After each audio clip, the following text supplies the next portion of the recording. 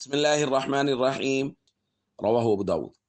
نبی کریم صلی اللہ علیہ وسلم نے ارشاد فرمایا، جو شخص استغفار کو لازم پکڑ لیتا ہے اللہ رب العزت اس کے لیے ہر تنگی سے نکلنے کا راستہ پیدا فرما دیتے ہیں، اور ہر رنج اور تکلیف سے اس کے لیے خلاصی کا راستہ پیدا فرما دیتے ہیں، اور اس کو ایسی جگہ سے رزق دیتے ہیں کہ اس کا گمان بھی نہیں ہوتا۔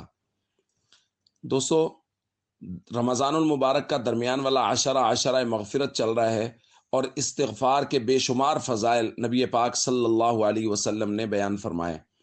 اور آج کی حدیث میں آپ غور کریں، میں ان دوستوں کے لیے یہ بات خاص طور پہ کہا کرتا ہوں جو وظائف پوچھتے ہیں کہ جی ہمارا یہ مسئلہ ہے، کوئی وظیفہ بتا دیں، رزق کی تنگی ہے، وظیفہ بتا دیں۔ نبی کریم صلی اللہ علیہ وسلم نے خود یہ وظیفہ بیان فرمایا ہے، اور یہ ہر مسئلے کا حل ہے۔ حضور نے فرمایا من کل ضیق مخرجا، جہاں کہیں تنگی آ جائے وہاں سے نکلنے کا راستہ ہے استغفار کو لازم پکڑنا۔ ومن کل ہم فرجا، ہر غم، تکلیف، دکھ اور رنج سے نجات کے لیے استغفار کو لازم پکڑنا۔